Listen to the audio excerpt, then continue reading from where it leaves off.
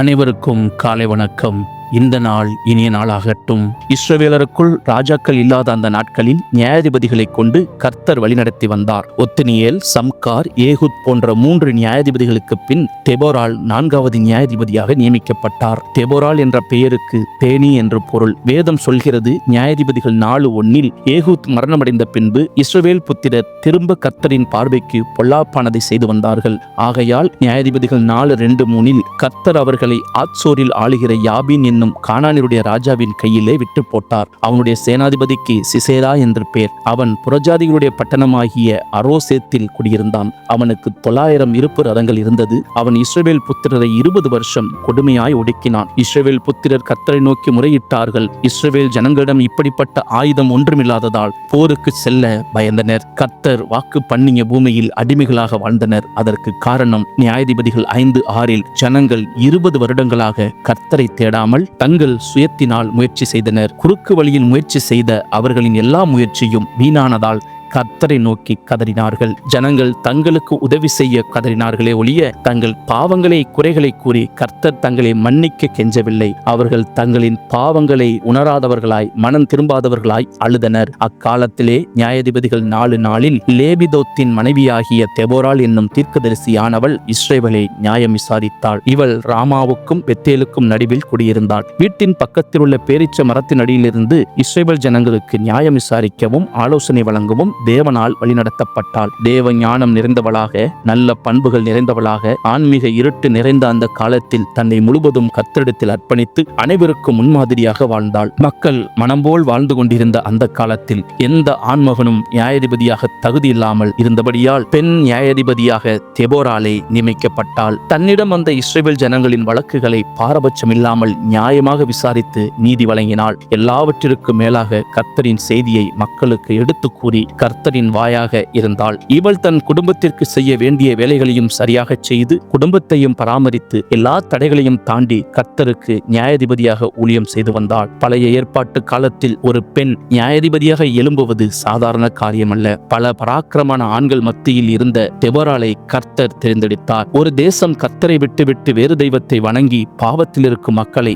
ஆண்டவர் பக்கம் திசை திருப்பிய நியாயாதிபதி தெபோரால். விக்கிரக ஆராதனையில் இருந்த ஜனங்களை விடுவித்து தங்கள் தேவனால் பிரித்தெடுக்கப்பட்ட ஜனம் என்று உணர வைத்து ஒரு தேசத்தின் வெற்றிக்கு முன்னோடியாக நின்று போராடின பெண் தெபோரால். தெபோரால் சுறுசுறுப்பாக செயல்படுபவள். இஸ்ரவேல் ஜனங்கள் விரும்பும் விடுதலையை வாங்கி கொடுத்தவள். அவள் மிகவும் தாழ்மையுள்ள ஸ்திரீயாக காணப்பட்டாள். தேனீயின் கொடுக்கு கடித்தால் மிகுந்த வேதனையை கொடுக்கும். அதேபோல் தேவனுக்கு கீழ்ப்படியாத ஜனங்களுக்கு மிகவும் கடினமானவளாக காணப்பட்டாள். அதேபோல் தேவனுக்கு கீழ்ப்படுகிற ஜனங்களுக்கு நன்மை செய்கிறவளாக இருந்தாள். இவள் தனக்கென்று வாழாமல் இஸ்ரவேல் ஜனங்களுக்காகவே வாழ்ந்தாள். இஸ்ரவேல் ஜனங்கள் மனம் திரும்ப வேண்டும், தேவனிடம் நெருங்கி வாழ வேண்டும், சத்துருவின் கையில் இருந்து விடுதலையை காண வேண்டும் என்பதற்காகவே தன்னை அர்ப்பணித்தவள். நியாயாதிபதிகள் 4:6-7 அவள் நப்தலியில் உள்ள கேதேசில் இருக்கிற அபினோகாமின் குமாரன் பாராக்கை வரவழைத்து, நீ நப்தலி புத்திரரிலும் செபுலோன் புத்திரரிலும் 10,000 பேரை கூட்டிக் கொண்டு தாபோர் மலைக்கு போக கடவாய் என்றும், நான் யாபீனின் சேனாதிபதியாகிய சிசேராவையும் அவன் ரதங்களையும் அவன் சேனையையும் கீசோன் பள்ளத்தாக்கிலே உன்னிடத்திற்கு வர இழுத்து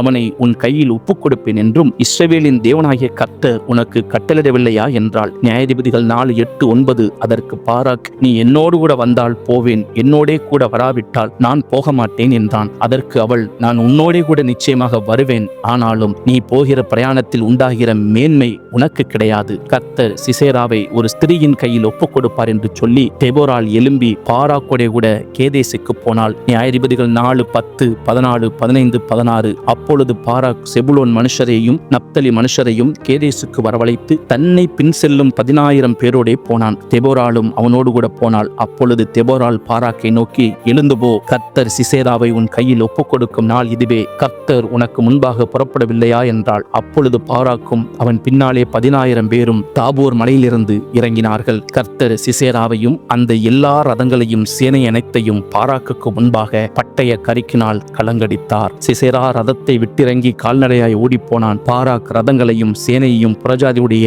அரோசேத் மட்டும் துரத்தினான். சிசேராவின் சேனையெல்லாம் பட்டய கரைக்கினால் விழுந்தது, ஒருவனும் மீதியாயிருக்கவில்லை. பாராக், செபுலோன், நப்தலி புத்திரர் 16,000 பேரோடு தாமோர் மலைக்கு சென்றனர். 900 இரும்பு ரதங்களும் யுத்தம் செய்ய கீசோன் பள்ளத்தாக்கில் காத்திருப்பார்கள் என்பதையும் கர்த்தர் ஏற்கனவே தெரிவித்திருந்தார். கீசோன் பள்ளத்தாக்கில் தெபோரால் சிசோராவின் ரதங்களையும் சேனைகளையும் வித்தைகளையும் கற்றுத்தேர்ந்த படைவீரர்களையும் கண்ட தெபோரால் எழுந்து சென்று, சிசேராவை கர்த்தர் உன் கையில் ஒப்புக்கொடுக்கும் நாள் இதுவே என்று பாராக்கை தைரியப்படுத்தினார். உடனே பாராக்கும் சேனைகளும் தாபோர் மலையிலிருந்து இறங்கினார்கள். தைரியமும் விசுவாசமும் அவர்களுக்கு ஜெயத்தை தந்தது. சிசேரா தன்னுடைய போர் யுக்திகளை ஜெயமாக்க கணக்கு போட்டான். ஆனால் தெபோரால் என்ற தலைவியின் வலிமையை, திட்டமிடுதலையோ வல்லமையுள்ள விசுவாசத்தையோ தப்பாக கணக்கு போட்டான். கர்த்தர் எதிரிகளை பெரிய பள்ளத்தாக்குக்கு வரச் சொல்லி அங்கு மலையை வரவழைத்து நியாயாதிபதிகள் 5:4 வெள்ளப்பெருக்கை ஏற்பட பண்ணி இருப்பு ரதங்களை அதில் மாட்டும்படி செய்தார். சரியான போர் ஆயுதங்கள் கூட இல்லாமல் வலிமையான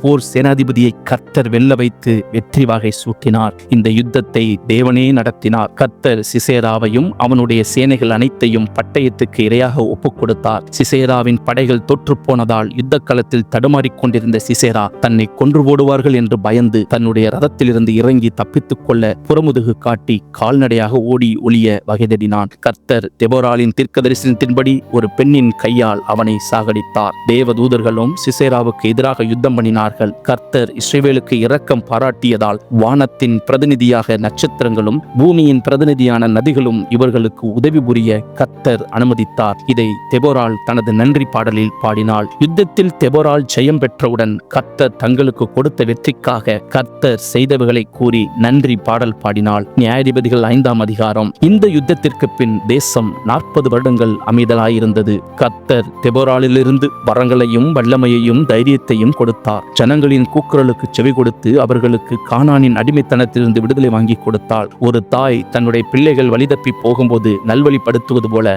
தெபோரால் இஸ்ரவேல் ஜனங்களுக்கு தாயாக இருந்து அவர்களின் தவறுகளை திருத்தி மீண்டும் தேவ பயமுள்ள ஜனங்களாக மாற்றினாள். 1 நாளாகமம் 16:23 பூமியின் சகல குடிகளே கர்த்தரை பாடி நாளுக்கு நாள் அவருடைய ரட்சிப்பை சுவிசேஷமாய் அறிவியுங்கள் என்று கட்டளையிட்டிருப்பதால் அதன்படி நாம் மற்றவர்களுக்கு ரட்சிப்பை பற்றி அறிவிப்போம். தேவ ஆசீர்வாதம் நம்முடைய வாழ்வில் நீடிக்க நாம் தேவ சித்தம் செய்கிறவர்களாக இருக்க வேண்டும். பாராக்கை எழுப்பின தெபோராலைப் போல நாம் அநேக பயத்தில் இருக்கிற பாராக்குகளை பலவான்களாக கர்த்தருக்குள் எழுப்புவோம். இந்த தெபோரால் நமக்கு நல்ல முன்னுதாரணமாக திகழ்கிறாள். கர்த்தராகிய இயேசு கிறிஸ்து தாமே உங்களை ஆசீர்வதிப்பாராக.